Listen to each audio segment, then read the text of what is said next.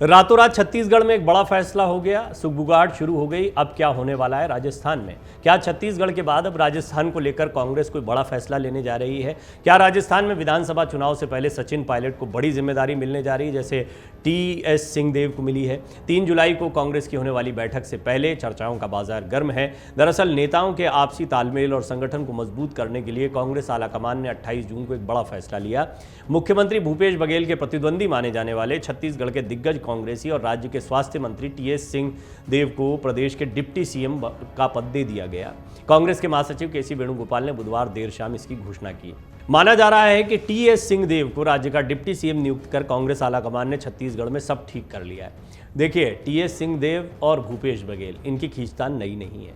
जब सरकार बनी थी तभी से दोनों ही सीएम पद के दावेदार माने जा रहे थे। बिल्कुल वही स्थिति है जो मध्य प्रदेश में, राजस्थान में देखने को मिली थी। छत्तीसगढ़ में वही हालात बने थे। अब मध्य प्रदेश और राजस्थान की स्थिति तो सबने देखी। मध्य प्रदेश में तो सरकार तक हाथ से चली गई ज्योतिरादित्य सिंधिया की नाराजगी की वजह से। पायलट गहलोत का मामला अभी तक नहीं सुलझा। अलबत्ता सरकार चलती रही है, पायलट अभी तक बने हुए हैं। अब देखना होगा कि आगामी दिनों में क्या होता है। लेकिन जहां तक छत्तीसगढ़ का सवाल है, यहां पर भूपेश बघेल ने मजबूत पकड़ बनाई।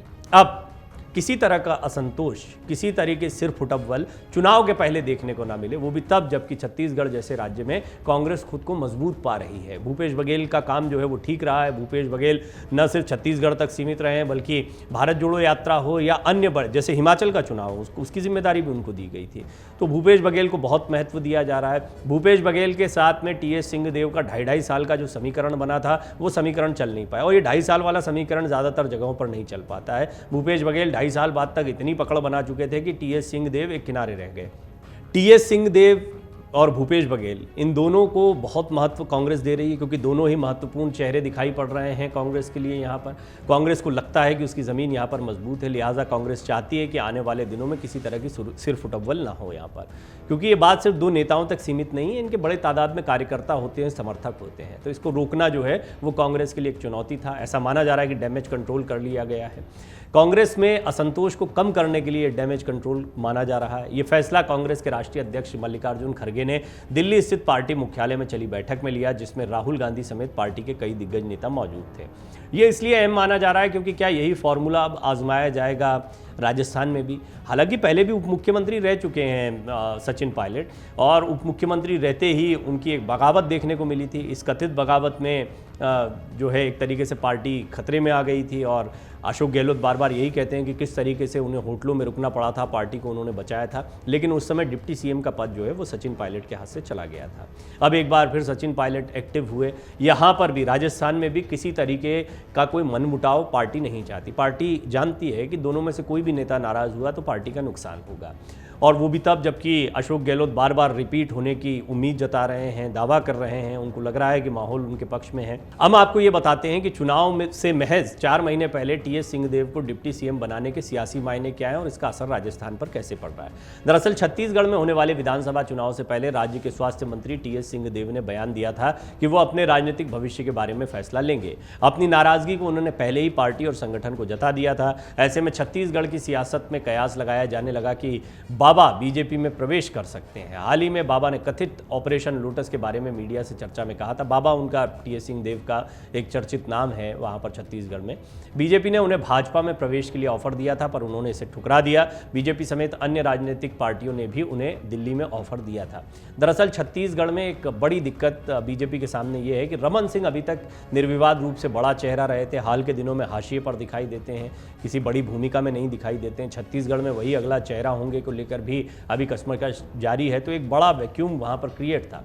अगर सिंहदेव इस ऑफर को मानते तो बीजेपी उनको कुछ बड़ी भूमिका जो है, बड़ी जिम्मेदारी भी ऑफर कर सकती थी। सचिन पायलट को लेकर भी राजस्थान में इसी तरह की स्थितियां हैं। कुल मिलाकर यहां पर चेहरों के लिहाज से देखा जाए तो टीएस सिंहदेव महत्वपूर्ण चेहरा है। अब जब बीजेपी को उनकी ज़रूरत महसूस हो रही थी तो कांग्रेस, जिनके साथ में वो बने हुए हैं, जिनके पुराने नेता हैं, वो कैसे उनको नज़रअंदाज कर देती। तो इनको रोकना बहुत ज़रूरी था। आशंका भी जताई जा रही थी कि सिंहदेव पार्टी से नाराज हैं, कहीं 2023 में कांग्रेस का गणित ना बिगाड़ दें। उनकी इस नाराजगी से साल 2023 के चुनाव में कांग्रेस को कहीं नुकसान ना उठाना पड़े। सिंहदेव सरगुजा संभाग समेत प्रदेश की सियासत में गहरी पैठ रखते हैं। इसे कांग्रेस समेत अन्य पार्टियां भी बखूबी जानती और समझती हैं। इस तरह विधानसभा चुनाव 2023 से महज 3 से 4 महीने पहले कांग्रेस हाईकमान ने उन्हें डिप्टी सीएम का पद देकर एक प्रकार से पार्टी को नुकसान से बचाने की कवायद की है। बहरहाल कांग्रेस की इस नई कवायद या व्यवस्था से छत्तीसगढ़ कांग्रेस को क्या लाभ मिलेगा, ये तो आने वाला वक्त बताएगा। वहीं अब इस बात की चर्चा तेज हो गई कि छत्तीसगढ़ के बाद में क्या यह फॉर्मूला राजस्थान में भी लागू होगा। कांग्रेस कोई बड़ा फैसला यहां पर भी लेने वाली है सचिन पायलट को लेकर। वहीं अब 3 जुलाई को राजस्थान कांग्रेस के नेताओं की एक बैठक भी होनी है। मीडिया रिपोर्ट्स के मुताबिक 3 जुलाई को राजस्थान कांग्रेस के नेताओं के साथ पार्टी के राष्ट्रीय अध्यक्ष मल्लिकार्जुन खड़गे और पूर्व अध्यक्ष राहुल गांधी बैठेंगे। माना जा रहा है कि इस बैठक में सचिन पायलट को लेकर कांग्रेस आलाकमान कोई बड़ा फैसला ले सकती है। कहा तो यह भी जा रहा है कि सचिन पायलट को कोई बड़ी जिम्मेदारी देकर पार्टी उनकी नाराजगी को भी दूर कर सकती है। राजस्थान कांग्रेस प्रभारी और प्रदेश अध्यक्ष भी दिल्ली में है। राजस्थान में भी चुनाव है, इसलिए कांग्रेस छत्तीसगढ़ की तरह मुद्दों को सुलझाकर आगे बढ़ना चाहती। खासतौर पर ये जो अंदरूनी उठापटक है, पहले इससे निजात पाई जाए, तब जनता के बीच जाया जाए। दोनों जगह पर सत्ता में है तो एंटी इनकम्बेंसी से भी काउंटर करना है। पार्टी सूत्रों के मुताबिक बैठक में चुनावी कार्यक्रम को लेकर चर्चा होगी। इस बीच खबर यह भी है कि राजस्थान कांग्रेस के प्रभारी सुखजिंदर सिंह रंधावा और प्रदेश अध्यक्ष गोविंद सिंह डोडासरा भी दिल्ली में हैं। दोनों नेता पार्टी अध्यक्ष मल्लिकार्जुन खड़गे और राहुल गांधी से मिल रहे हैं। बुधवार को भी उनकी मुलाकात हुई थी। गौरतलब है कि राजस्थान के मुख्यमंत्री अशोक गहलोत और पार्टी नेता सचिन पायलट के बीच सब कुछ अभी तो ठीक दिखाई दे रहा है या दिखाने की कोशिश की जा रही है, लेकिन अंदर खाने सब कुछ ठीक नहीं है, ये सब जानते हैं। इस बारे में पिछले कुछ दिनों में कांग्रेस के संगठन महासचिव केसी वेणुगोपाल कई बार मीडिया में बयान दे चुके हैं, लेकिन माना जा रहा है कि 3 जुलाई की बैठक में दोनों नेताओं के मतभेदों को सुलझाने का मुद्दा उठेगा। ऐसे में सचिन पायलट को नई जिम्मेदारी दी जाएगी। अब सिर्फ वादा नहीं, उनको लेकर जो भी फॉर्मूला तैयार किया गया होगा वो भी सामने आ जाएगा और इसके कयास लगना लाजमी है कि क्या सचिन पायलट भी डिप्टी सीएम बनेंगे, डिप्टी सीएम बनने भर से वो संतुष्ट हो जाएंगे, प्रदेश अध्यक्ष डिप्टी सीएम, ऐसा कोई कॉम्बिनेशन उनको दिया जाएगा। जो भी है, सचिन पायलट को कोई बड़ी भूमिका दी जा सकती है। अमर उजाला अब आपके टीवी पर भी। अपने स्मार्ट टीवी पर YouTube पर सर्च करें अमर उजाला, चैनल सब्सक्राइब करें और देखें ताजा खबरें, वो भी HD क्वालिटी में।